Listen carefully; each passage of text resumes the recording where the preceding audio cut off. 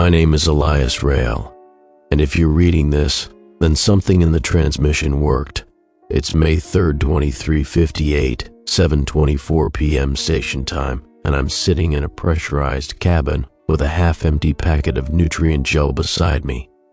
There's a low hum in the air, the carriers are holding steady, and my breath fogs just a little when I exhale, because we're still rationing heat. This message isn't exactly official, but there's no one left to tell me not to send it. I've been told to keep this casual, like a letter rather than a broadcast, so here goes. You might be in the early 21st century, maybe later, maybe earlier if we overshot the calculations. Time travel doesn't exist, not really, but we've been working on something that can stitch a message backward, pull it through the background noise of the universe, and deposit it somewhere in the past like a message in a bottle. Whether anyone will find it is another matter. If you do, then congratulations, you are now in possession of humanity's first and likely last message through time. It feels strange, trying to decide what to say, what not to say. If this were an ordinary message, I'd talk about how things are going here, the weather maybe, the kind of personal chatter people always add at the end of a transmission. But this is a little different. This is less like a conversation and more like me carving words into a tree before the fire reaches it. It's not that life is unbearable up here. We have food, recycled but adequate. We have air, water, light. The station windows still give us a view of the blue arc of Earth, though I haven't looked directly at it in months. It's not Earth the way you probably know it, but I'll get to that. For now, let's just say that looking at it too long is distracting. You probably expect someone from the future to tell you everything got better. In a lot of ways, it did. We cured things you still fight with. Cancer is practically a rite of passage now, treated the same way you treat a skin infection. Lifespans doubled before we found the real fix. We sent ships further, mapped every icy rock between here and Neptune. We even found life, simple stuff, but it was out there, clinging to existence in places we once thought impossible. So it wasn't all bad. In fact, for a long time, it was good. Too good, maybe. People were busy living. We got used to thinking every problem could be fixed with enough time, enough research, enough cooperation. That was before we realized time itself could run out in a different way. The device I'm speaking through right now isn't a time machine. It's a sieve, something that filters and pushes.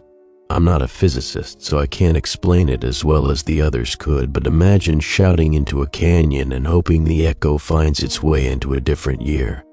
That's what we're doing, shouting into the noise and hoping the past is listening. We've burned through 3 transmission racks already, just to get the signal stable. I can tell you this much. If you're reading this clearly, we've succeeded further than we dared hope. If you're seeing broken text or data corruption, well, then this is just another voice lost in the static. I don't want to sound grim right away. I've been told to keep the first part calm, grounded, so that whoever reads it doesn't think we're raving lunatics on the edge of collapse. But I suppose there's no way around telling you why we're doing this at all. We're not trying to change the past for fun. We're not doing this to boast or show off. We're doing it because we don't know how much longer there will be anyone left to send anything. This is a last resort, a flare fired into a night sky we're not sure is still there.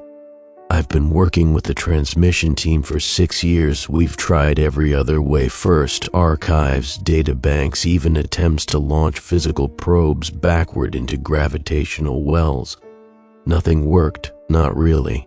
This is the closest we've come to a breakthrough, and it came at the cost of losing more people than I want to think about. If this fails too, that's it. You might think I'm exaggerating. That's fine. I hope it sounds unbelievable to you. If what I'm saying sounds impossible, then you are lucky enough to live in a time where it is.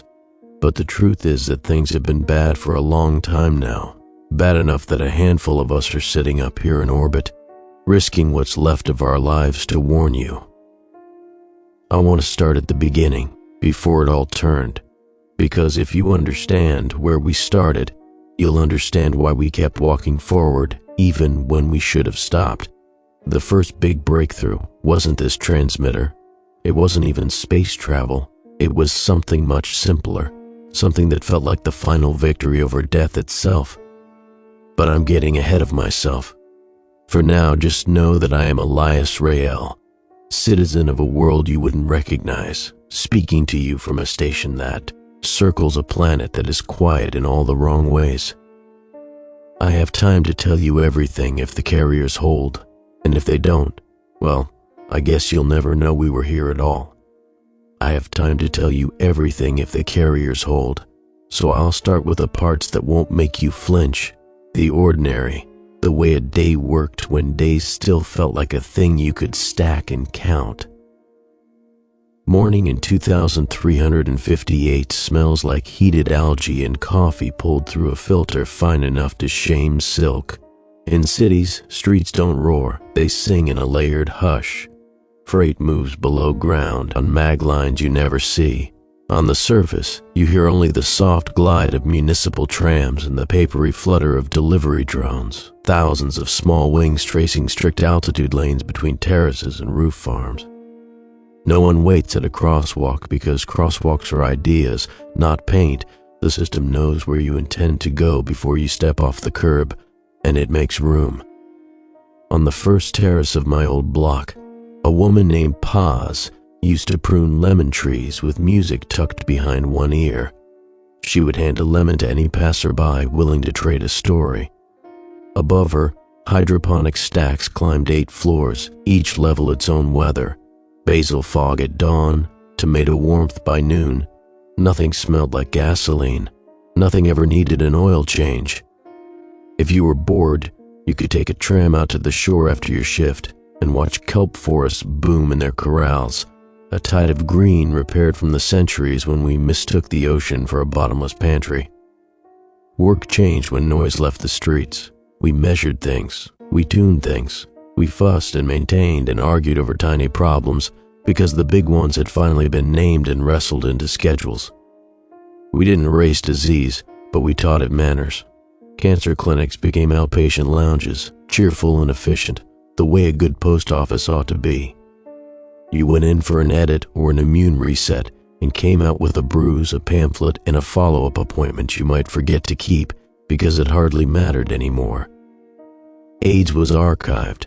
Malaria turned into a training case for new public health teams. Organ donation became a relic. We printed what we needed, coaxed it to take, tossed the first attempt if it didn't, tried again. It felt decadent to be alive and know your maintenance schedule by heart. I don't want to paint a mural of perfection. We still hurt each other in all the old ways: jealousy, carelessness, stupid accidents, stubbornness that turns into harm. We still had storms that tore roofs free and fires that turned corridors into chimneys. We still lost satellites to micrometeorites that arrived without apology. But the trend line, people love to say it that way, the trend line seemed gentle and uphill. If you asked anyone what century they would pick to be alive in, they would point at the present and say, this one, obviously. Population followed the curve you're already sketching in your head. When death loses its ability to scoop us up on schedule, more of us stay, and the world gets loud. Apartments multiplied like barnacles on rock. Parks were put on rooftops, then stitched into elevated ribbons that crossed neighborhoods as high as the 10th floor. We learned to schedule silence with the same seriousness we used for water rights.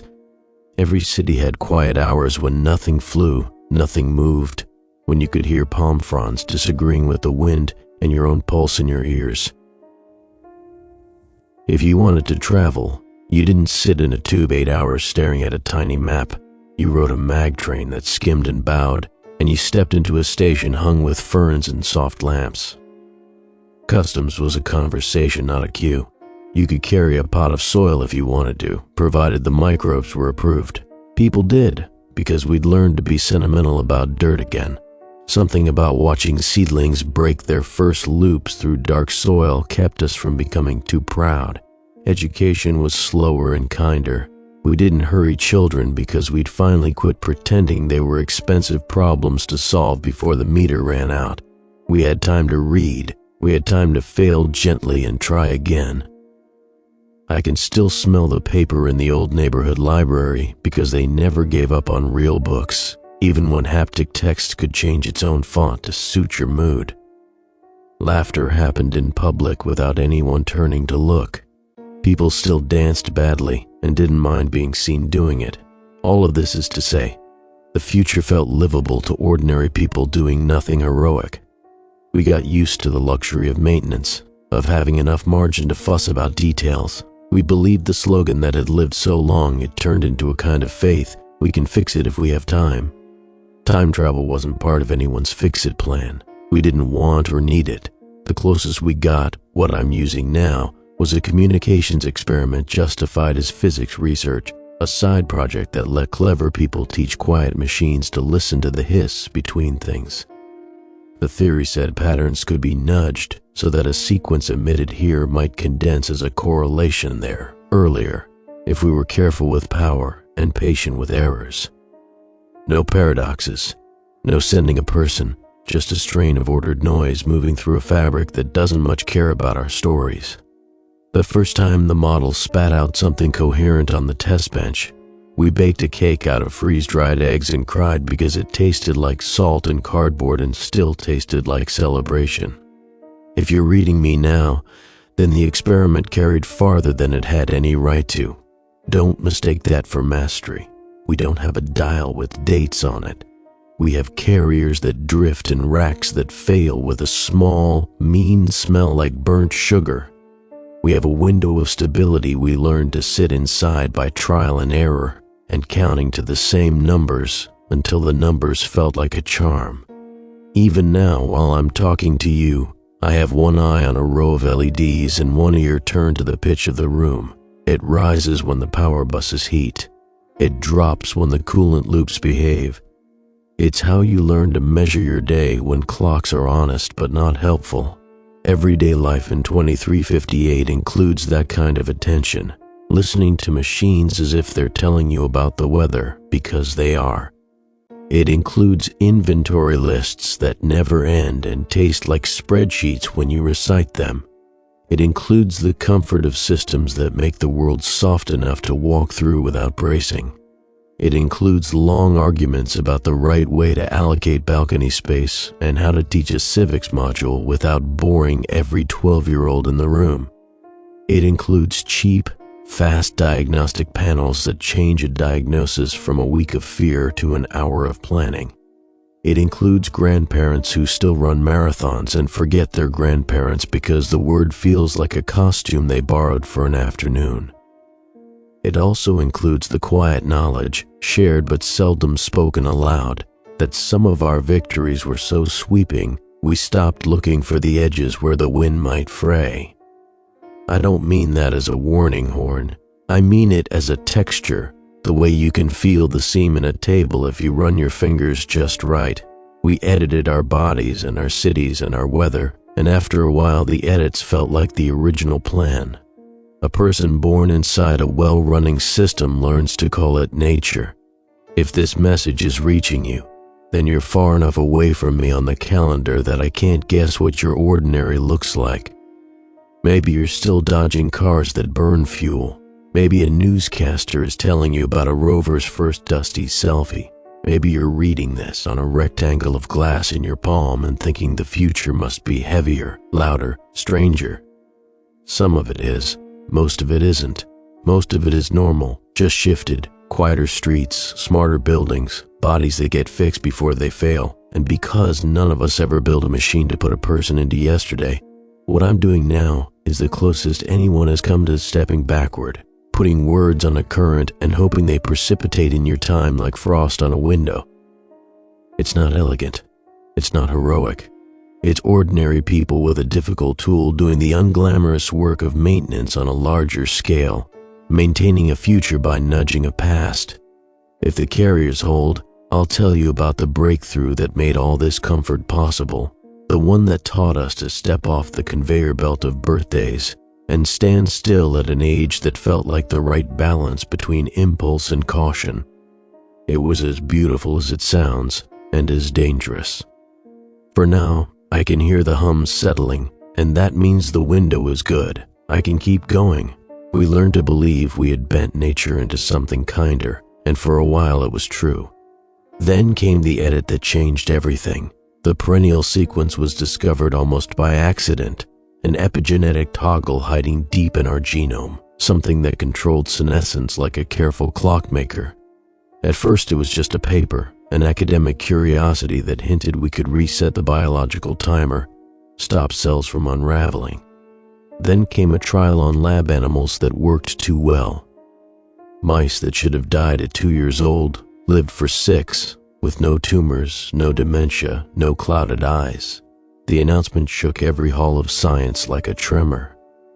The procedure itself was deceptively simple once it scaled, a series of injections followed by a brief period of metabolic supervision, as though you were getting a booster shot and then taking a week off work. The hardest part was psychological, agreeing to stand still at an age you'd never pass again. The standard was 25, the point where the brain was fully mature and the body balanced between its early growth and its slow decline.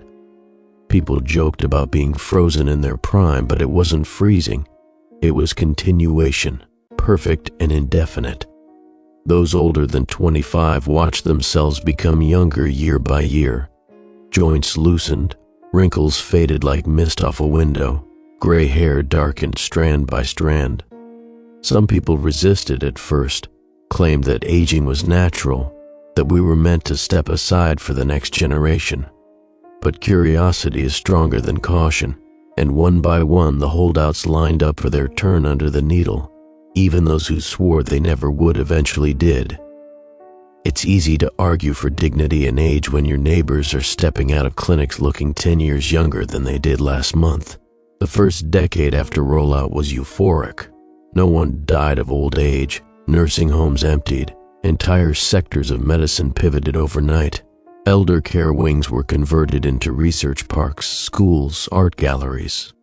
People spent the first few years celebrating themselves, spending fortunes on parties marking their final birthdays, museums filled with photographs of people crossing back into their chosen age, grinning like survivors of a great storm.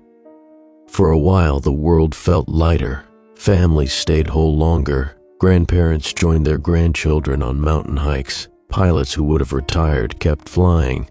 Pain clinics went bankrupt. The average age stabilized. Everywhere you looked, there were faces that looked 25, smiling out of uniforms and over cafe counters and from behind government desks. But in the quiet, little concerns started to bloom. The first was social. Hierarchies got strange when everyone stayed the same age forever. Promotions stagnated. Tenure became permanent. People who had planned to retire and make room for the next in line simply didn't. Entire industries slowed because no one moved aside for the younger workers who had spent years preparing to take their place. The second concern was stranger, and no one wanted to talk about it at first. As the number of perennials grew, so did the number of people quietly reporting that they felt disconnected from time itself. Not depressed, not suicidal, just unmoored. It's hard to explain unless you've seen it, the way a person can be perfectly healthy, perfectly young, and still look like they're standing in the wrong room. Psychiatrists wrote long papers about it and recommended volunteering, travel, novelty, anything to remind the brain that the world was still moving. None of it slowed the adoption rate. By the time I was born, nearly everyone had taken the procedure or inherited its effects. I never met an elderly person, not truly. The oldest people I ever saw were 30, in the way someone can be 30 without ever getting older. They looked like my neighbors, my teachers, my own parents, and it gave me a strange feeling I wouldn't recognize until much later, a sense that the world was stuck on one frame of a film reel and that the projector had burned out. You could still die, of course. A bad fall, a deep wound, a fire you couldn't escape. Death hadn't been banished, just negotiated with. But the background hum of mortality had gone silent. Streets were crowded with cyclists, walkers, lovers. It was the kind of golden age that ancient poets used to write about, except this one was real, quantifiable, paid for with biotech patents and administered in brightly lit clinics that smelled faintly of antiseptic and cinnamon. And yet, I think even then, in the middle of the golden age, we knew it couldn't last. A world without age isn't a world without consequence. The cities began to feel swollen, like lungs held too long at full breath, neighborhoods layered over neighborhoods. Population curves spiked until governments began running numbers and issuing careful warnings about resources, food allotments, energy distribution. No one worried, not really. We were good at solving problems. It was just another puzzle, and humanity had time to solve it now. I was still too young to remember the meetings, but my parents told me later how quickly the policy came down. 1 child per family. The kind of rule that would have caused riots in another era was accepted with weary nods. People had time to wait for children. There would be centuries ahead to try. The cities built new census systems, strict registries, layers of bureaucracy that bloomed overnight. For a while, it worked. But time, the very thing we thought we had won, began to turn against us. I'm aware that saying that sounds dramatic, but it's the truth. Decades after the first generation of perennials, the birth rate didn't just slow, it plummeted. Fertility clinics became as crowded as nightclubs, waiting lists stretched years long. Governments issued incentives, then orders. It didn't matter. Something in the edit we had done to ourselves had gone deeper than we knew, passed through germlines and rewrote the future without asking. I remember my parents whispering in the next room about whether they should try for another child before the window closed. They never did. By the time I was old enough to understand, my school had already merged 3 districts just to keep the classrooms full. You would think panic would have set in right away, but it didn't. People were too busy living to notice the empty playgrounds, the closing maternity wards, the vacant apartments at the edges of the cities. Life stretched in every direction for those who were left. There was always time to wait, to work, to think it over. Looking back now, I can see that was the first real warning sign. The quiet kind. The kind you can only spot when it's far too late. My parents used to talk about the day they got their appointments like other people talked about weddings. They were in their early 30s at the time, living in a crowded vertical community near the coast. My mother said she didn't hesitate, said she barely even looked up from the consent tablet before signing her name. She liked to joke that she didn't want to wake up one morning and find out she was the last woman on earth with laugh lines. My father was more cautious, but he followed her into the clinic anyway. The whole thing took less than an hour. By dinner, they had trackers in their bloodstream already rewriting them from the inside out. I was born into a world where the oldest people looked like my parents, forever suspended at that same quiet, perfect age. I've never smelled the sharpness of antiseptic soap in a hospital room meant for end-of-life care. I've never stood next to a coffin at a funeral for someone who died of anything but an accident. There were memorials for disasters, sure, but not for the slow, gray decay you probably still associate with death. If you've ever met someone in their 80s or 90s, someone frail, someone who looks like wind might knock them over, you've seen something I never have. Even our oldest citizens were glossy-haired, strong-armed, and bright-eyed. I've seen pictures of what old age used to look like, skin folded like crepe paper, spines bent into cautious S-shapes. It always seemed alien to me, like a different species. I used to think those images were exaggerated for drama, but my parents assured me they weren't. When you remove the passage of time from the body, something strange happens to society. At first, it was celebrated. Streets full of vibrant, healthy people, everyone with clear skin and alert posture, everyone able to run a kilometer if they wanted to. But after a while, you begin to notice that there are no children on the sidewalks. There are no elders on benches, telling stories to the ones who come after. There's just this endless hum of adults, young forever, never shuffling, never slowing, never stepping aside. Walking down a street in those days felt eerie if you paid attention. Thousands of faces all hovering around the same point in life, all caught in the same season. It was like living in a photograph of spring that never changed, never ripened into summer or sank into autumn. When I was little, I used to have dreams about walking through the city and seeing no faces but my own repeated over and over, reflected back at me from every passerby. We built entire industries around permanence. Fashion stopped chasing novelty so hard and settled on long arcs that shifted every decade instead of every season. The average worker stayed in their job for 100 years if they wanted to. Promotions slowed to a crawl because there was never an opening at the top. Why would there be when no one left? Buildings became more solid because no one expected to tear them down for the next generation. Apartments were built to last centuries. People stopped moving away from their hometowns. The world got full, but it also got still. My parents kept photographs of themselves from before the procedure. They looked older in those pictures than they did by the time I was 10. My mother's face had softened, the fine lines at the corners of her mouth erasing as though someone had gone over them with a damp brush. My father's back straightened.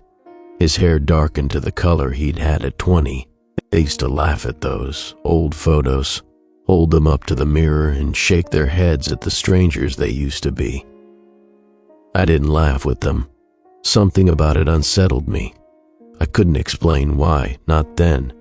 Maybe because I realized there would never be pictures of them looking older than that. Never a new album with them stooped and wrinkled.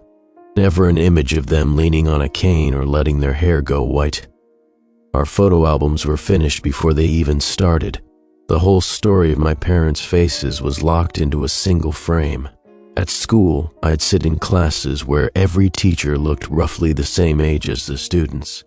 It made authority strange. Everyone's voices were strong. Everyone's faces were unlined. Everyone looked as though they could be your sibling. There was no such thing as looking up to someone. Even government broadcasts showed ministers who could have been standing next to you in line at a cafe. History lessons about retirement felt like reading about extinct animals, something quaint and sad and utterly distant. There were still accidents, of course. Death wasn't gone. We had trauma wards, emergency response teams, body retrieval units. But the deaths were always sudden, always violent. A building collapse, a vehicle crash, a fire that got out of control. Funerals were short, quiet affairs. People weren't prepared for loss anymore, not when it had become such a rare visitor. When someone died, it felt obscene, like the universe had broken a contract. I think that's what made the city so quiet at night. People didn't like to talk about risk after dark. The hum of trams would fade, the windows would dim, and there would be this vast hush over everything, as if the entire metropolis was holding its breath and refusing to think about the accidents that might come tomorrow. I didn't fear death then. How could I? It was something that happened to other people, far away. It was a rumor more than a reality. But I did notice the way my parents would watch me sometimes, as though they were memorizing me, as though something about me was rarer than I understood. At the time, I assumed that was just what parents did. Now, I know better. Everywhere I went, I was surrounded by a sea of faces that would never change. I was the only thing that was still growing, and the looks people gave me sometimes felt almost reverent, almost jealous. Being a child in a world like that is hard to explain. You feel both adored and haunted, like a living reminder of something everyone else has lost. By the time I was 7, there were fewer of us than ever. Birth announcements stopped being routine news and started being celebrations broadcast across entire city grids. People would gather on terraces to hear the name of a newborn, to see its parents wave from some high balcony. There was cheering, music, toasts raised in glasses. The arrival of a single infant became a civic event. And still, the clinics stayed busy. People kept lining up for the procedure, those who had delayed it finally giving in, chasing that promise of endless youth before it was too late. I remember my mother saying once that she didn't want me to grow up and feel like the only person in the world who had aged. She wanted me to have the choice, to stand still like everyone else. At the time, I didn't know that choice would soon mean something very different. The boom came first. You could feel it in the weight of the city. Elevators that never rested, trams that filled to their exact safe load every trip, water pressure that dipped at 8 p.m. because showers had become a synchronized ritual. Every apartment had people. Every balcony had plants and chairs and someone standing there to claim the air. You learned to book a park bench the way earlier generations booked hotels. The world was alive to the point of crowding, and no one thought to worry, because for the first time in history, we weren't losing people to the long, grinding leak of age. More of us stayed.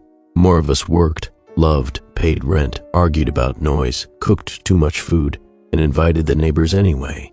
Governments learned new math.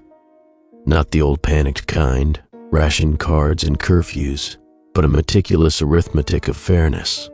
Blocks received resource allotments based on head counts that refreshed every 12 hours. Transit lines floated capacity ceilings that shifted daily with footfall. Aerial gardens sprouted where billboards had hung. Every empty surface became a surface that fed someone. We built carousels of protein tanks in basements and turned rooftops into orchards. Even the ocean got its quotas and its guardians, drones that chased poachers off kelp and brought them to court with gentle, relentless hands. The first meetings about birth limits started as town halls and ended as policy. 1 child per family. It wasn't a secret, and it wasn't a threat shouted through a megaphone. It came with careful charts and easy metaphors, cups and pitchers, bowls and soup. We had become a world that could plan, and this was planning, a way to keep the living living. The registry rolled out with too much ceremony. People posted videos of themselves tapping their acceptance on civic tablets, smiling like they'd just signed a lease on a new planet. There were badges, there were murals. The slogan everyone liked, "Leave room for tomorrow," appeared on tram placards and cereal boxes. You could ignore it, but you couldn't avoid it. My parents didn't argue. They registered me, then stored the rest of their hope in a future that was supposed to be endless. The registry kept us honest. Surprise pregnancies became rare not because the penalty was harsh, the penalty was dull, a tangle of audits and quotas and a year of community work, but because we had medicine that could count backwards from a missed period and whisper the right interventions at the right time. You could still see a stroller in the city here and there. People gave those strollers the sidewalk, the shade, the first elevator car. Strangers put their hands to their hearts when a baby sneezed. For 20 years, the system felt like good housekeeping. Then the slope changed. It didn't feel like a catastrophe because we were so good at calling everything a trend and then smoothing it. But the charts you couldn't see, those inside the clinics and the ministries, learned a new shape. Births didn't just drop to the target. They slid below it and kept sliding. At first, the announcements came wrapped in soft words. Fecundity variance, cohort delay. The ministries adjusted incentives. Parents who registered early got travel vouchers and priority terrace slots. Fertility clinics expanded and advertised their success rates with confident decimals. The waiting rooms were cheerful. The consultation language was scripted to feel like competence. Couples my parents' age did what the screen suggested. More exercise, less caffeine, timed protocols, edits for endometriosis and low motility. The clinics took blood, took time, took hope in small increments, and handed it back disguised as plans. There were jokes in the waiting rooms that first year. A wall of Polaroids showed babies in knitted hats. No one asked when the oldest photo had been tacked up. The nurses kept moving the freshest pictures to the top, which made the wall seem current even when it wasn't. I remember sitting on a vinyl bench while my mother held a paper cup that did not have coffee in it and watched a screen loop through, smiling parents, tiny hands, cartoon embryos doing pratfalls. The laughter in that room sounded like people in a museum pretending to find the exhibits charming. The second year, the jokes thinned. By the third, the clinics had stopped adding new Polaroids to the wall. They replaced it with an abstract mural, curls of color that meant nothing and everything if you stared long enough. What changed?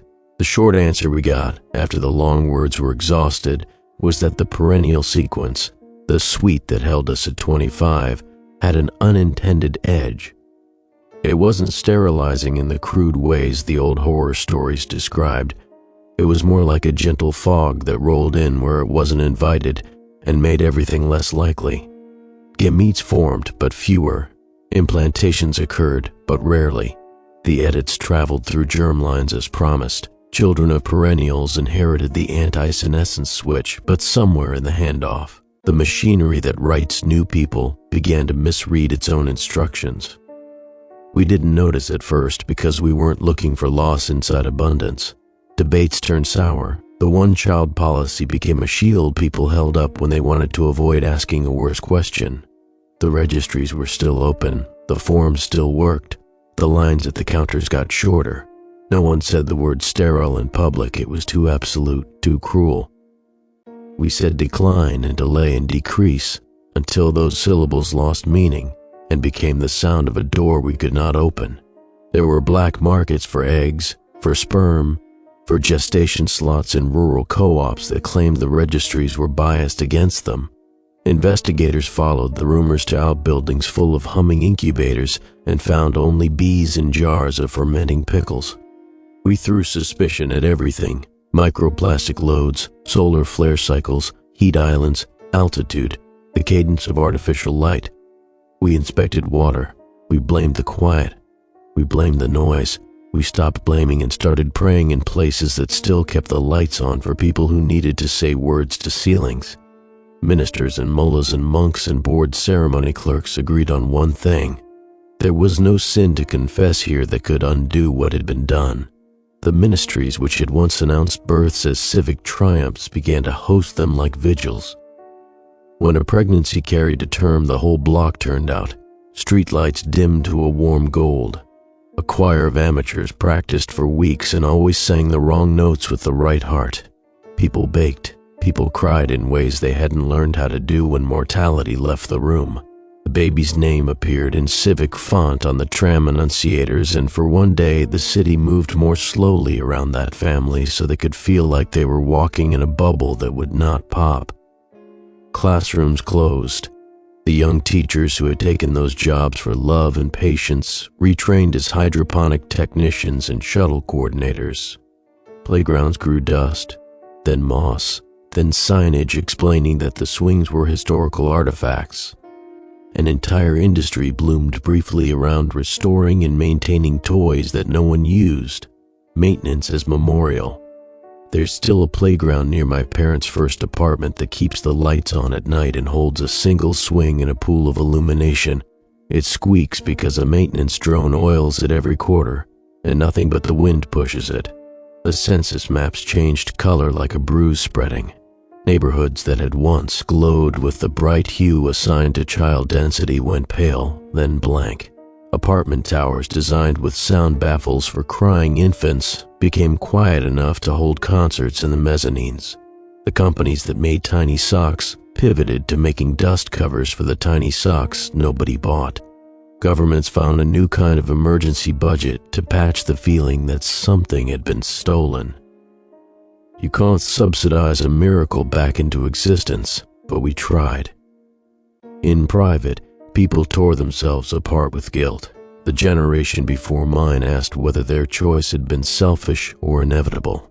They wrote essays about the ethics of staying. They wrote laws about inheritance and stewardship for a future that might not have anyone to claim it. They adopted pets that lived for 30 years and then outlived them too. They taught classes called Continuity and Community to rooms full of adults who took notes dutifully and went home to look at their single registered child, their empty second bedroom, their stack of travel vouchers they'd never use because going anywhere began to feel like leaving something unattended. By the time I was 10, the ministry broadcasts used the phrase last cohort when they spoke about my peers. Not as a brand, not for drama, just as a way to label a line on a chart that had grown too thin to see without a magnifier. We didn't wear the words like a sash. We wore them like a weight you learn to carry without changing your posture.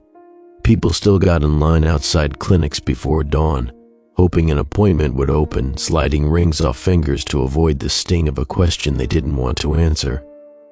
Nurses still smiled. Doctors still recommended protocols. When you left without a plan better than the one you arrived with, you walked home under lights programmed to be kind and failed to notice the kindness at all. There were protests. Of course there were. People gathered under the ministry windows with signs that said, "Give us back tomorrow." The ministry sent out staffers with good degrees and trembling hands who took microphones and explained the latest papers, what we knew, what we didn't, what we were testing next. They weren't lying. They were exhausted and meticulous and as young as everyone else. The crowd shouted because shouting is what you do when silence is the only other option, and silence had become unbearable. My father stopped standing in doorways to listen to the radio when those broadcasts came on. He started washing dishes he had already washed.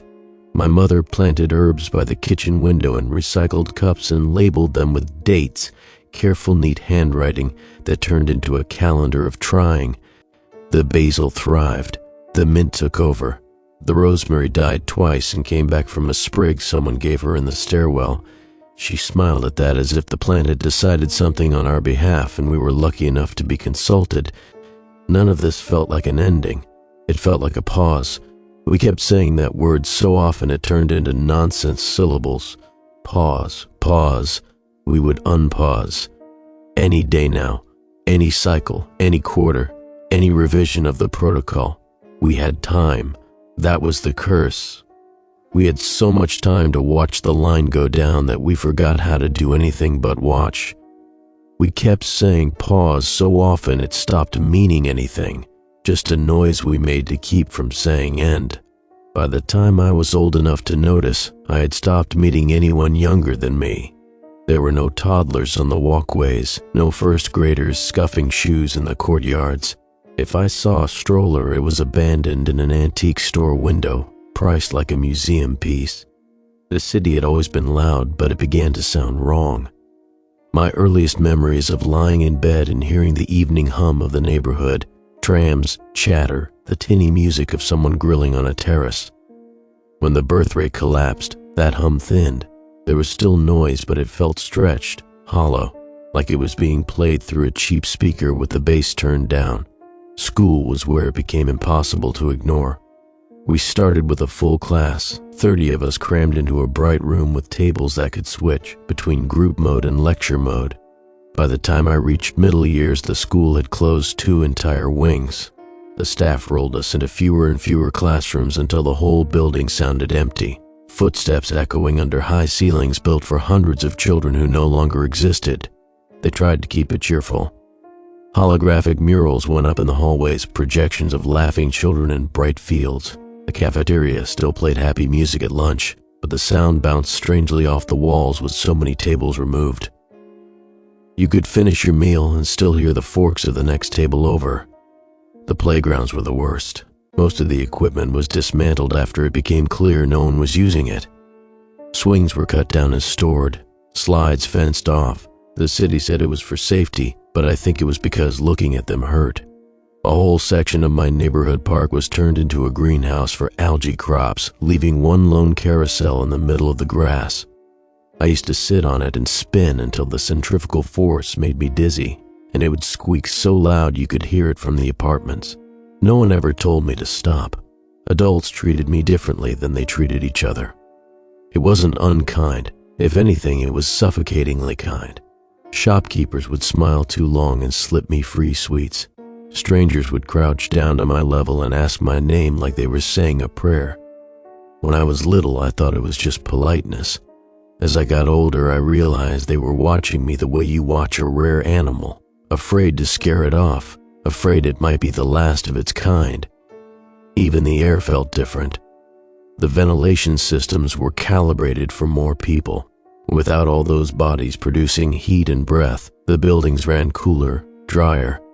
Classrooms smelled of dust more quickly, as if they aged faster without children inside. The council tried to make up for it by pumping music into the streets on festival days and decorating light poles with banners. The banners didn't make up for the silence. I had friends, but never enough to make the city feel full. There were 3 of us who stuck together: me, a girl named Sarit, and a boy named Now. We met in the last remaining youth club, a place that used to run 5 programs a day and now only opened on weekends. We'd play table games under the flicker of half-lit signs and pretend we were older than we were. Nao was obsessed with the maps of the city back when it had more schools, more daycares, more bus routes. He liked tracing them with his finger and muttering about ghosts, ghost buildings, ghost neighborhoods, ghost children who should have been there but weren't. Sarit hated when he did that. She said it was bad luck to name things that were missing. She preferred to talk about the future, about how one day scientists would figure it out and the city would fill again. She said we'd have to get used to crowds, noise, full classrooms. She said this with such certainty that sometimes I could almost believe her, but then I'd look around at the boarded-up houses near the edge of the district and feel that she was lying to herself. Every year, fewer teachers stayed on. When they left, they didn't get replaced. By my last term, our entire school had 1 instructor per subject, and they doubled as janitors when the maintenance crews were cut. Miss Han, our biology instructor, used to stay after class and talk to me about anything I wanted. I asked her once why she never had kids. She hesitated, then said, "I waited too long. I thought there would be more time." I think about that a lot. That phrase, "more time," hung over everything. It was the promise the procedure had made, wasn't it? Time to work, to rest, to plan, to start a family later when the world was ready. But later never came. Later had been quietly erased while no one was looking. Neighborhoods shrank to fit their populations. Empty apartment blocks were sealed, their windows dark. Transit lines that once ran every 10 minutes stretched to 30, then 45. You could wait on the platform long enough to hear your own pulse in your ears, the tunnels breathing cool air like lungs preparing for a sigh that never came. And the people who remained seemed to grow more brittle. My parents smiled less. My father stopped fixing things around the apartment unless they were absolutely broken. My mother grew herbs on the balcony like she was trying to coax life back into the air. When I left for school, they always watched me go, standing at the doorway until I turned the corner. I think the strangest thing was how clean everything stayed. With fewer people to make a mess, the city's drones had less to do. Walkways gleamed. The transit cars looked freshly built, even when they were decades old. There was no graffiti, no wear and tear. The world looked as if it were waiting for someone to live in it properly again, waiting and growing tired of waiting. By the time I turned 16, our school was shuttered entirely. The remaining students were transferred to remote lessons, our faces tiled across a screen in near-perfect silence. The city council called it progress, said we were on the cutting edge of a new education model, but really it was just easier to close the buildings and stop pretending there were enough of us to fill them. I would sit in my room with the lesson feed on one side of the wall and the window open on the other, listening to the faint hum of drones patrolling the neighborhood.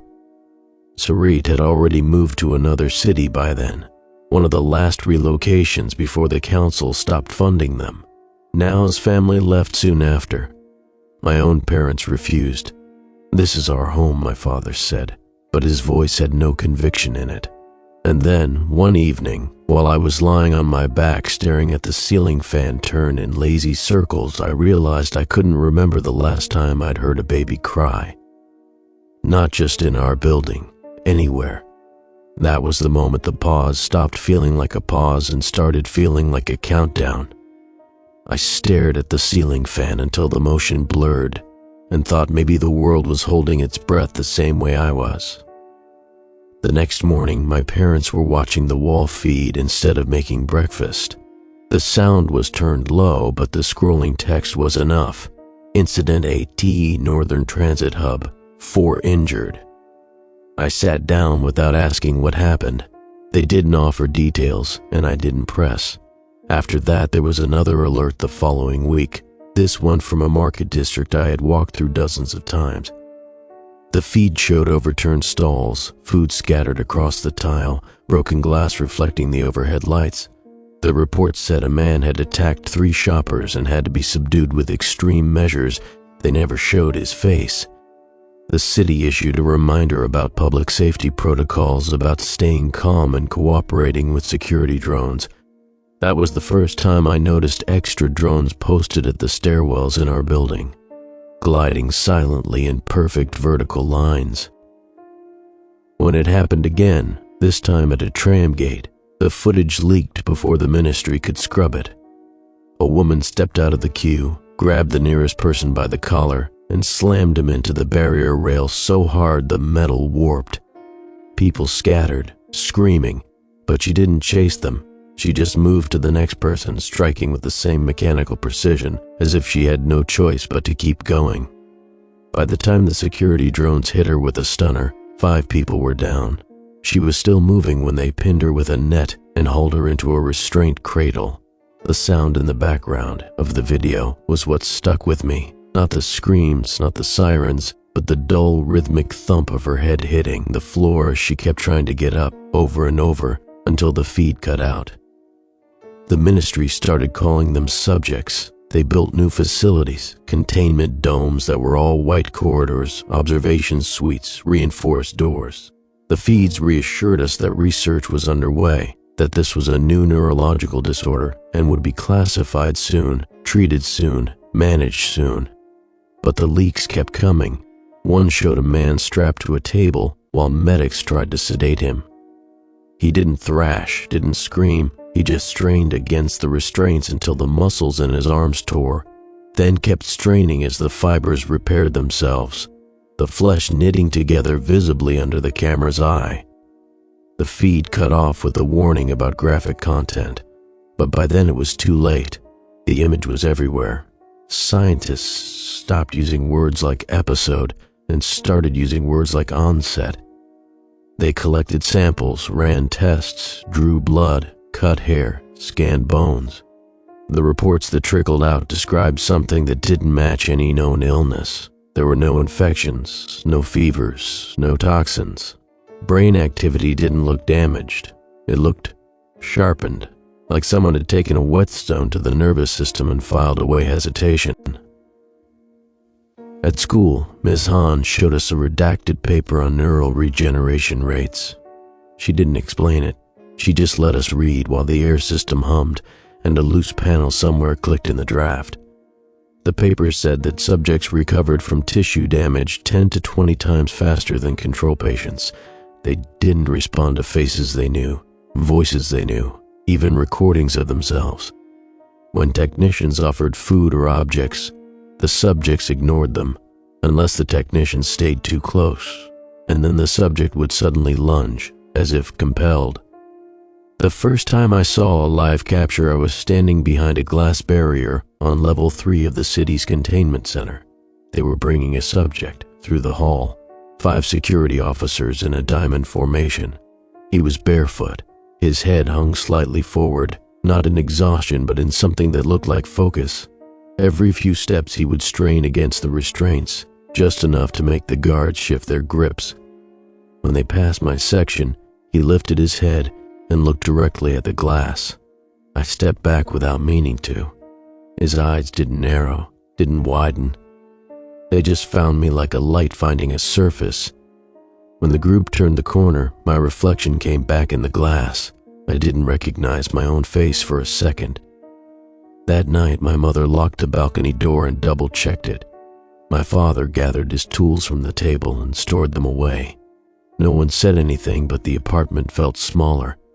The official channels kept their tone calm, reminding everyone that the number of cases was statistically insignificant, but security drones multiplied in the streets, and the hum of their rotors followed you from block to block. The ministry added an icon to the public feeds, a blue spiral that meant situation contained. It was supposed to be reassuring. Somehow, it was worse seeing it there every day. Saret messaged me once, asking if it was true that the subjects couldn't be reasoned with. I didn't know what to say. The only thing I could think about was the sound of the tram station woman's head hitting the floor over and over, as if nothing in her would allow her to stop. By the end of that month, they had stopped calling them subjects. A single word appeared on the feed, white letters against a black background: Scourge. They didn't make a public announcement about what they learned. The information seeped through in fragments. Technical notes, leaked reports, frightened whispers from techs who had walked out of containment facilities and refused to go back. The first hint came from a report on extreme survivability parameters. The language was clinical, but the meaning wasn't. It said subjects maintained cellular integrity under temperatures that should have caused immediate necrosis. The test had been terminated after 6 hours because the containment unit began to fail before the subject did. Then there was the footage. It wasn't supposed to circulate, but it did anyway, the kind of thing you see once and can't scrub from your brain. A scourge was pinned to a platform while an automated arm lowered a blade to remove the forearm just below the elbow. There was no anesthetic, no sedative, just restraints and the smooth motion of the machine. The cut was clean. Blood sprayed once, then stopped almost instantly. Before the technicians could collect the severed limb for study, muscle fibers writhed from the stump and regrew the arm in seconds. The new skin darkened, hardening, the sheen of it wrong in the light, as if the body had decided it would never allow that kind of injury again. The next video showed incineration. They placed a subject in a sealed chamber and raised the temperature until the interior glowed orange. At first, the subject screamed, pounding its hands against the glass until its skin split. Then the screaming stopped. The body charred, bones showed through. Minutes later, the form inside the chamber moved, pulling itself back together out of its own blackened remains. By the time the fire died, the figure was standing, skin fresh and pink, eyes staring directly into the camera. Scientists tried deprivation. No food, no water, no light. For weeks, the subject stood unmoving, perfectly upright, until the moment a technician entered the room. Then they lunged with the same terrible precision as the first day, strength apparently unaffected by starvation. The final experiment was the one that made even the most stoic researchers resign. They loaded a subject into a launch capsule and fired it into space, slingshotting it toward the sun. Weeks later, the capsule's sensors still transmitted vital signs, strong, steady, unchanged. Every attempt to break them only taught their bodies to resist better. Cut them, and the skin that grew back was tougher. Burned them, and they stopped showing pain responses to heat. Drowned them, and they developed a reflex that let them hold airless stillness until the lungs no longer mattered. Containment protocols grew harsher. Facilities were retrofitted with layered walls, trap floors, redundant seals. The researchers switched from stun pulses to industrial-grade restraints, then to electromagnetic cages that hummed night and day. Even so, every week brought a breach alarm from somewhere in the world. The number of scourge was still low, they said, but the definition of low seemed to change each time the feeds updated. I couldn't stop thinking about the moment that man looked at me through the glass, the way he had paused mid-struggle as if to take stock of me. It wasn't hatred I saw there. It wasn't even hunger, not exactly. It was recognition, the way a predator recognizes a moving shape as something alive. People stopped going out at night. The trams ran empty after curfew hours. The city broadcasts looped safety instructions on a permanent channel, reminding everyone to stay in groups, to report suspicious behavior immediately, to keep doors and windows locked even in high towers. But the fear didn't come from the broadcasts. It came from knowing that every attempt to kill them had failed, that they were learning, changing, adapting faster than anyone could study them. That they could be anywhere, in any building, behind any closed door, and if they came for you, nothing would stop them. One night, while the grid was quiet, I woke to the sound of the balcony door rattling against its lock. For a moment I thought it was just the wind, but then came the soft, steady pressure of someone testing the handle. The drones should have been outside, but when I looked out the peephole, there was nothing but empty corridor and the low buzz of the security lights. When I told my parents, my mother nodded like she had been expecting it. My father moved his tools again, this time closer to the bed. He didn't say the word scourge out loud. None of us did. Within weeks, entire districts were under permanent lockdown. Cities that had once been proud of their open terraces began welding shut public gates, covering windows, converting markets into checkpoints. People whispered that it didn't matter how many walls we built. The scourge always found a way through, and they were multiplying. No one knew how. There was no sign of infection, no clear vector, but every breach resulted in more cases, more attacks, more captures. Some were taken alive and brought back to the facilities, but the reports said they were harder to hold each time, faster, stronger, their bodies near impossible to restrain. The feeds kept telling us the situation was under control, but we could all hear the alarms at night, the sudden whine of drones in pursuit, the distant crashes when containment failed, and the screams that followed. Those were never broadcast, but they carried far enough that you didn't need a feed to know what was happening. The first full breach wasn't even reported right away. At 3:11 a.m., the feeds went black for 2 minutes. When they came back, there was just a scrolling bar saying network interrupt. Please stand by. By dawn, rumors were already spreading. A containment facility had gone silent, then the surrounding district, then the entire city grid. The official statement didn't come until nearly a day later. It was short, no details, just an announcement that North Basin sector has been evacuated. People who had family there tried to send messages and got no response. Then someone leaked satellite footage. The city was dark except for fires scattered like embers, streets clogged with debris, transit lines twisted into black scars. That was the first time I saw what a scourge could do when there was nothing between them and the rest of us. They moved like floodwater. Cameras caught glimpses, blurry figures running on all fours, climbing walls like they were ladders, leaping from rooftops into crowds. The footage wasn't shaky because of panic, it was shaky because the operators were running. The council called it an incident. They said the city would be rebuilt, that relocations were being organized. But the truth spread faster than their reassurances. North Basin wasn't evacuated, it was emptied. Everyone who hadn't escaped in the first few hours was gone. We locked our doors even during the day after that. The drones began scanning every resident who entered the building, green light across the eyes before the doors would open. The stairwells were fitted with shutters that could slam shut between floors, cutting off entire sections if a breach alarm sounded. People began sleeping in shifts, one person awake at all times to listen, and still the attacks kept coming. Not every night, not even every week at first, but each time the alarms stayed on longer, the casualty lists grew, the footage more disturbing. In one clip, a security team fired into a scourge at point-blank range until the floor was slick. The creature dropped, stayed down for maybe 10 seconds, then lurched upright and kept coming, holes in its chest sealing over with a sound like wet paper tearing. Governments tried mass relocations. Whole cities were moved inland, into fortified megastructures with single controlled entry points. The scourge followed. They always followed. The feeds began running casualty numbers in simple, blunt columns. At first the numbers were hundreds, then thousands. Soon they stopped listing individual names and just reported population adjustments.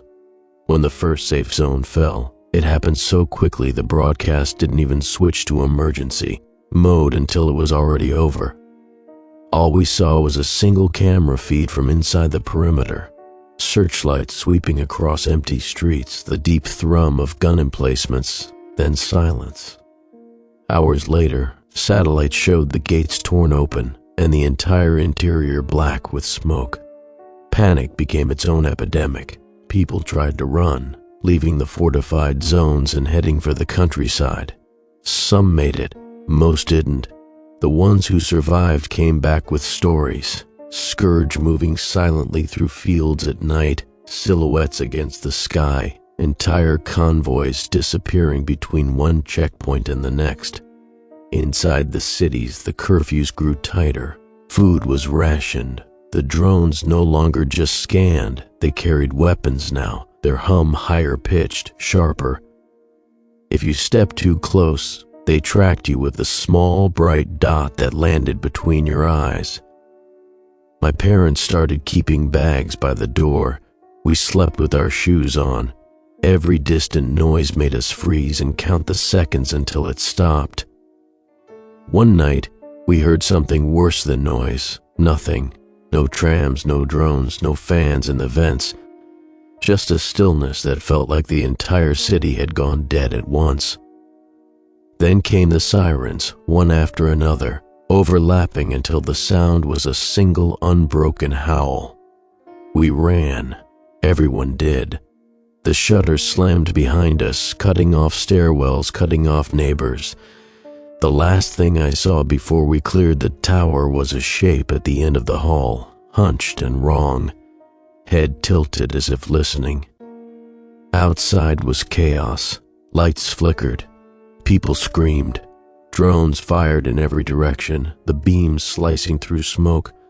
Something moved through the crowd ahead of us, throwing bodies like dolls, too fast to see clearly. My father grabbed my arm and pulled until my shoulder nearly dislocated. We made it as far as the perimeter wall before the gunfire stopped. That was the worst part. The silence that followed, a silence that meant nothing was left to shoot at. We didn't make it out together. I don't remember letting go of my father's arm, but I must have, because suddenly I was running alone through a street choked with smoke. The air was so thick it felt like breathing through a wet cloth. Somewhere behind me something was screaming. Not human, not machine, just a raw tearing noise that made the hair on my neck stand up. I didn't look back. I found my mother near a barricade where a group of civilians had been herded behind a line of drones. She was clutching the emergency bag so tightly her knuckles were white. When she saw me, her face changed. Relief first, then fear sharper than before, as though finding me meant losing me would be worse. The barricade didn't hold. Whatever was out there hit, with enough force to send the drones flying like kicked cans. The crowd scattered. My mother shoved the bag into my chest and told me to run. The last thing I saw of her was her back as she turned to help a man who had fallen. Then the smoke closed around them both. I ran until my legs gave out, then crawled under a wrecked transport and stayed there until dawn. The city was quiet by then, too quiet, the kind of quiet that means nothing living is left to make noise. When the rescue teams finally swept through, they didn't ask questions. They just pulled me out, scanned me for injuries, and sent me with a convoy to the nearest fortified zone. The zone was a concrete maze of gates and checkpoints, guard towers bristling with sensors. It felt safe in the way a coffin might feel safe. You couldn't see the horizon from inside. The sky was always cut into rectangles by blast shields and wire mesh. Nights were the worst, when the spotlights swung in wide arcs and the air raid sirens wailed without warning, just to test our nerves. People tried to keep living like this was temporary, like we'd rebuild the cities once the threat was contained. They put up screens showing old parks, old markets, the illusion of a world still full of green. We lined up for food in silence, taking ration bars from drones that scanned our eyes without speaking. The attacks didn't stop, they just got closer. Every few weeks another wall would fall somewhere. We'd hear the distant thunder of guns, then the short, sharp sound of detonations as another sector was sealed off, sometimes with people still inside. I learned to sleep in corners where I couldn't be seen from the doorway. I learned which alarm patterns meant breach and which meant containment failure.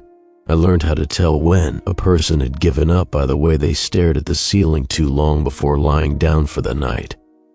Eventually, I stopped hearing new names during roll call. The population numbers on the broadcast shrank faster than they could update the graphics. Immortality didn't matter if you couldn't keep the walls up. When the zone next to ours fell, we could hear everything: the gunfire, the screaming, the sound of metal tearing. The lights in our block went out for 10 minutes. Everyone thought it was over for us too, that we were about to be cut off like the others. When the power came back, half the block was gone, doors left open, belongings scattered. They'd run, even though we'd been told running meant death. After that, no one talked about rebuilding. We talked about leaving Earth entirely. There were rumors about orbital colonies, old research stations that had been retrofitted for long-term habitation. Rumors that the Scourge couldn't follow into orbit. People signed up for relocation in droves, fighting for a spot on the shuttles. When I got my selection notice, I didn't feel anything. Not hope, not fear, just a numb understanding that if I stayed, I'd eventually die behind a wall like everyone else. The night before I left, I walked to the outer perimeter and pressed my hand against the cold steel. Somewhere beyond it, the Scourge were waiting, silent, tireless, patient. The lights from the guard towers cut across the field like blades, but there was nothing to see. That was always worse than seeing them. When I turned back, the zone looked smaller than ever, a gray box of flickering lights, the only home I had left, and I was abandoning it. I didn't sleep before the transport came. The shuttle smelled like disinfectant and fear. 40 of us were packed into narrow acceleration couches, shoulder to shoulder, strapped in so tightly I could feel the harness bite into my collarbone. No one spoke. The only sound was the hiss of the air regulators and the faint click of the straps when someone shifted. When the engines ignited, the entire cabin rattled like it might tear itself apart. The pressure forced me into the seat so hard my jaw ached. I kept my eyes shut the whole way up, counting the seconds in my head. Anything was better than looking out the window and seeing the planet drop away beneath me. When the weight lifted, we all stayed still, waiting for someone to tell us what to do. A voice finally came over the intercom, flat and exhausted, welcoming us to orbit. This station wasn't built for this many people. You could feel it in every hallway, every room. The ceilings were low, the corridors narrow enough that two people had to turn sideways to pass each other. Sleeping quarters were barely big enough to curl up in. You learned to live with the constant hum of life support systems and the creak of metal as the station adjusted to the temperature shifts. We worked almost as soon as we arrived. Maintenance shifts, oxygen balance checks, waste processing, anything to keep the station running and keep our minds from turning inward. There were no windows in the living quarters, only screens showing a rotating view of Earth far below. I stopped looking at them after the first week. The planet didn't look like home anymore. Whole regions were dark, fires glowing at the edges like infected wounds. Every so often, a transport would dock, bringing more survivors. Each time, the corridors got tighter, the rations smaller. Each time, we'd hear rumors that another safe zone had gone dark, another city gone silent. Even up here, the fear never left. People whispered that the Scourge would eventually find a way to reach orbit, that nothing could stop them. Some claimed to have seen strange readings on the external sensors, objects moving just outside detection range, too fast, too deliberate to be debris. The station commander dismissed it as paranoia, but the whispers didn't stop. Nights, or what passed for nights up here, were the worst. The station dimmed its lights to simulate sleep cycles, but the hum of the systems never stopped. Sometimes I'd wake and just lie there, listening to the metal creak, convinced that if I listened long enough, I'd hear something moving outside the hull. The longer we stayed, the stranger people became. Jokes stopped, conversations got clipped, then rare. Everyone's faces took on that same hollow look, the expression of someone who has run out of plans but still has to keep moving. The project began about a year into our orbit. We were told the station had been chosen to host a new experiment, one that might create a line of communication where none existed before. That was all they would say at first. Then came the equipment, crates of delicate instruments shielding plates, transmission arrays. We spent weeks assembling it all in one of the cargo bays until it became clear they were trying to send a message through time. Even then, it didn't feel real. Time travel was still science fiction, even for us. But when the technicians explained the principle, how the device wouldn't send matter, only data, piggybacked on quantum noise and gravitational fluctuations. It stopped sounding like fiction and started sounding like desperation. I volunteered for the transmission team. It wasn't bravery, it was that I couldn't stand the thought of just waiting up here until the food ran out. At least this way I could do something, even if that something never reached anyone. The first attempts failed.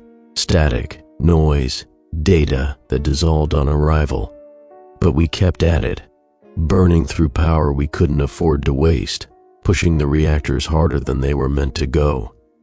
Each time we tried, the room got quieter, as if no one wanted to admit how close we were to giving up.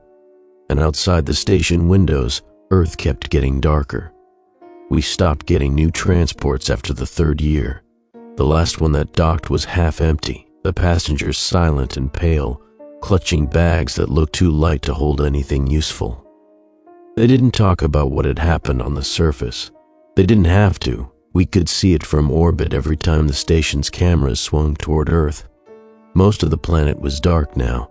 The big cities had been gone for a long time, their grids snuffed out one by one until the night side looked like it had centuries ago. Black ocean, black land, no electric pulse of life except for a few scattered points. Fires still burned, but even those were fewer now, like the world was running out of things to consume. We kept to our routines because stopping would have meant acknowledging what was happening. Every cycle had a checklist: air pressure, water reclamation, nutrient distribution. We rationed until the word didn't mean anything anymore, until even the rations were rationed, half portions every third day, liquid supplements on the others. The cargo bay where we'd built the transmission array became the center of the station. Everyone rotated through it at some point, either to monitor the equipment or to help with calibration. The arrays were delicate things, humming towers of sensors and emitters wrapped in shielding that we'd scavenged from other parts of the station. The engineers worked like people possessed, as if tweaking one more variable would make the signal stick this time, send a message back to a century where someone could still stop this from happening. We burned more power than the station could safely spare, dimming lights in the outer modules to compensate. Some sections were left unheated entirely, sealed off and left to freeze so the core systems could keep running. The walls in the living quarters grew damp with condensation. We stopped talking about comfort and started talking about survival. At night, if you could call the periods of lowered light night, I'd lie in my bunk listening to the hum of the station, wondering how long it would be before the reactors failed. Some of the crew said they preferred the idea of running out of power to the alternative. Power meant the transmission kept going, but it also meant the scourge might still be down there, still moving in the ruins, still waiting. The worst part wasn't fear anymore. It was the weight of time, pressing in from every direction. Each day felt longer than the last. Conversations dwindled to murmurs. People stopped saying when and started saying if. I used to go to the observation deck just to remind myself the planet was still there. It was hard to look at. Entire coastlines were dark, where they had once glittered with cities. Great swaths of farmland had gone wild, tangled and blackened by fire. Once I saw something moving, an enormous, slow ripple through a field of smoke. The cameras lost track of it before I could tell what it was, but the thought that anything was still walking down there made my skin crawl. Some nights I'd stand there for hours, trying to imagine the sound of wind, of leaves, of water running through open streets, sounds that no longer existed except in old recordings. I told myself that if we could just get one message through, maybe that world could still be saved. When the reactor alarm sounded 2 months ago, no one panicked. We just nodded and went to work, stripping down every non-essential system to keep the core from failing. The outermost modules were detached and sent into decaying orbit to lighten the load. Now the station feels half its size, a hollow shell creaking under its own weight, but the array is still powered, and so am I, for now. The station feels emptier every week, not because the modules are gone. We've already jettisoned everything we could spare, but because the voices are. People stop showing up for their shifts. You find their bunks stripped bare, their clothes neatly folded, as if they plan to come back but change their minds. No one asks where they go. We just make the rounds, check the airlocks, and note which ones had been cycled during the night. Meals are silent now. The common room used to buzz even in exhaustion, a low hum of conversation as people traded rumors about Earth or speculated about the next transmission attempt. Now the only sound is the scraping of utensils on ration trays and the occasional cough. There are fewer of us each day, and somehow that makes the room feel smaller, not bigger. I've started avoiding mirrors, not because of vanity, but because I don't want to see how thin I've gotten, how hollow my eyes look. Everyone's face has that same gray edge now, a kind of preemptive mourning. You can't look at someone too long without wondering if they'll be gone tomorrow. At night, when the station lights dim, the metal seems to creak louder. I lie in my bunk and count the noises: air filters, coolant pumps, the slow tick of the hull as it cools. If I miss a sound, my stomach knots until it comes again. Once I thought I heard footsteps in the corridor outside my quarters. When I checked, there was nothing, just the faint hum of the systems. Earth turns below us, half lit by the sun, half swathed in darkness. I watch it for hours sometimes, imagining the empty cities, the silent roads. I wonder how many Scourge are still down there, wandering through the ruins with no one left to kill. I wonder if they even stop moving anymore. The transmission array is the only thing that still feels alive. Its hum fills the cargo bay day and night, a pulse you can feel in the soles of your feet. When I monitor it, I imagine that someone is out there, somewhere in the past, catching fragments of what we're sending, bits of noise, scrambled images, maybe even my voice. The thought keeps me steady, but the team is down to 5 now, 5 of us to keep the array tuned, the reactor balanced, the station spinning just enough to hold a semblance of gravity. We pass each other in the halls like ghosts, nodding but not speaking. The others look older than I've ever seen anyone look, despite the gene treatments. Something about this kind of waiting ages you in a way medicine can't fix. I don't know how long we have left. The food stores are low enough that we've started skipping days entirely. Water has to be recycled so many times it tastes metallic no matter how many filters we replace. Sometimes I wonder what it would feel like to open an airlock without a suit. If it would be peaceful. If it would be fast. Then I think about the array and force myself back to work. If we stop transmitting, then there really is nothing left. Last night I dreamed I was standing on the surface again, in the middle of an empty street. The buildings were burned, out shells, windows shattered, but the air was warm and still. I thought I heard someone breathing just behind me, but when I turned, there was no one there. I woke up gripping the side of the bunk so hard my fingernails had left marks. We are running out of time, and I think we all know it. The array hums louder than ever now, or maybe that's just my ears ringing from fatigue. Each transmission feels like throwing a bottle into an ocean so vast it might as well be bottomless. And still, we keep throwing. The hydroponic bay went dark 3 days ago. The last of the lights burned out and we didn't have the power to replace them. We stripped the racks, salvaged what we could, ate the final green leaves raw.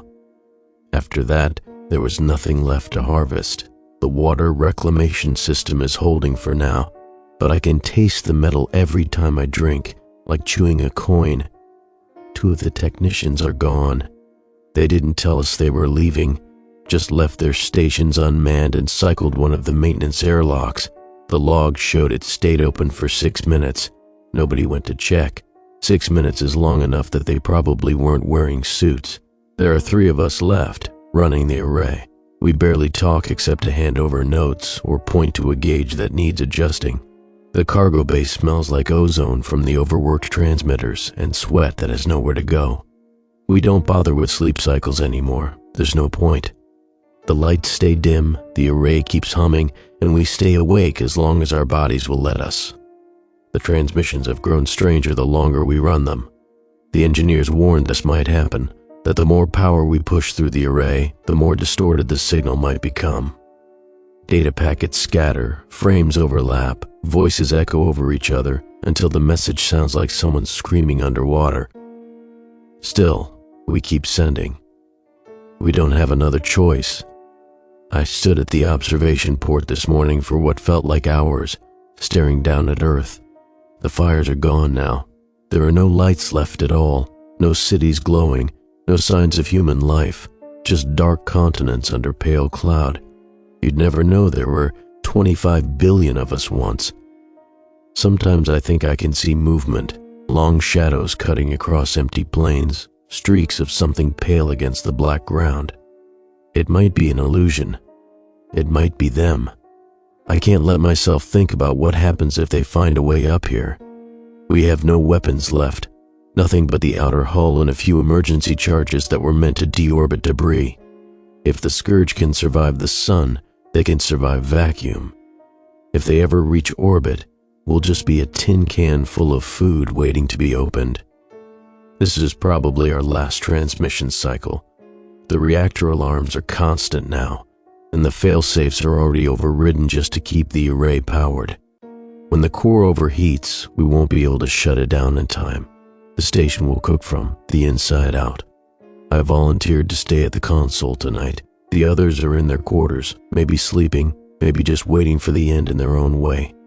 It's quiet enough that I can hear the coolant pumps stuttering. Every few minutes, the deck vibrates under me like the station is groaning. I'm not afraid anymore. There's no room left for fear, just this hollow certainty that I have to finish what we started, even if it doesn't work. If you're hearing this, if you're reading this, it means the signal made it through. I don't know how far back this will reach, or who you are, or if you can do anything with what I'm telling you. But if you can, stop it before it starts. Don't let them unlock this mutation. Don't let them think they've found the answer to death, because death was never the enemy. The coolant alarms haven't stopped in 12 hours. The deck under my feet is warm now, a low, steady heat that means the reactor is close to runaway. I can smell the insulation burning somewhere in the lower decks. I've rerouted every last watt of power to the array. The life support is running on battery backup, just enough to keep the air circulating until the core goes. The lights are out in every other section of the station. The corridors are black, silent. It feels like the station has already died and is just carrying me with it a little longer. I went to the observation port one last time before locking myself in the bay. Earth is only half in view, a curved shadow with no spark of light anywhere. The oceans glinted once as the station turned, just enough to catch the sun. It looked beautiful for a second, beautiful and dead. I thought about my parents, about Sarit and Nao, about everyone who ran, everyone who stayed behind, about the playgrounds, the classrooms, the empty parks, about how quiet the world was even before it ended. This will be the last transmission. When the reactor blows, the array will go with it. If you're there, if you're anyone at all, if this message found you somehow, please stop them. Don't let the perennial sequence spread. Don't let them think immortality is a gift. It isn't. It's a slow erasure of everything that makes us human, and when it's done, something worse is waiting on the other side. We thought we were saving ourselves. All we did was build a world ripe for the Scourge. The bay is shaking now. The hum of the array is rising, screaming like a wire pulled too tight. My console is flashing critical warnings I can't clear. The air tastes of metal. I'm not going to cut the transmission. I'm going to let it run until there's nothing left to send. Maybe some part of it will reach you whole. Maybe you'll be able to stop this future from happening. If you can, don't just save us. Make sure there's still something worth saving. The floor just lurched. The alarms are end of transmission.